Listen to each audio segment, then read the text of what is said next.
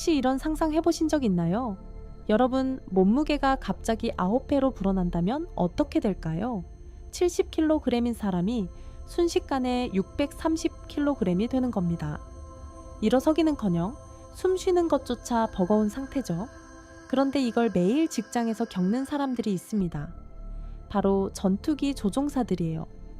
오늘은 같은 하늘을 나는 두 직업, 전투기 조종사와 여객기 조종사가 몸으로 견디는 충격의 차이를 수치로 비교해 드릴게요. 먼저 여객기부터 보겠습니다. 여러분이 비행기를 탔을 때 느끼는 중력은 대부분 ELG, 그러니까 평소 땅에서 받는 힘과 똑같습니다. 이륙할 때 살짝 몸이 의자에 눌리는 느낌이 있죠? 그게 약 1.IG 정도예요. 일반적으로 항공당국 기준에 따르면 여객기는 운항 중 1.5G 안팎의 힘을 거의 넘지 않도록 설계되고 운용됩니다.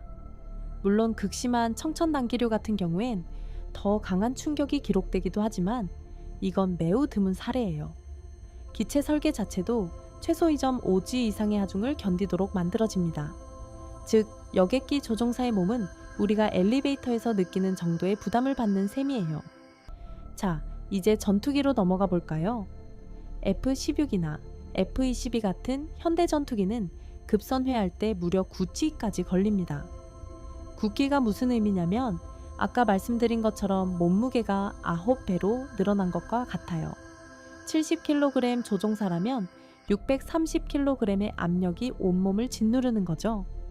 머리만 해도 평소 5kg인데 갑자기 45kg짜리 볼링공 9개를 목에 얹은 셈입니다.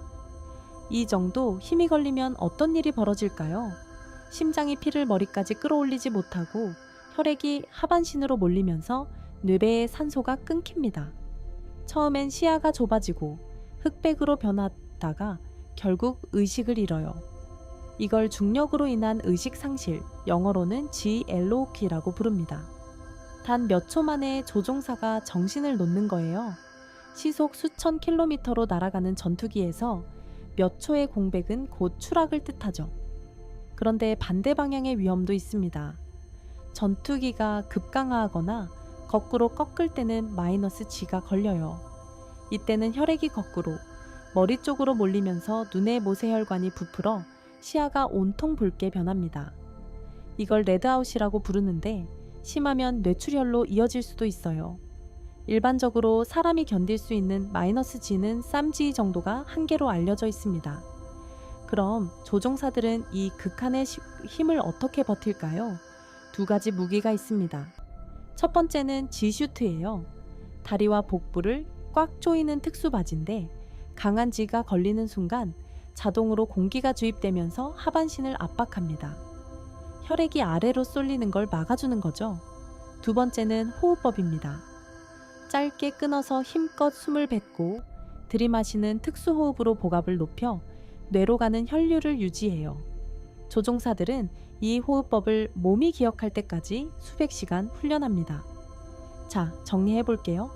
여객기 조종사는 일상에서 이르지 안팎의 평온한 환경에 있고 전투기 조종사는 플러스 9과 마이너스 셈지를 오가는 극한의 무대에 섭니다.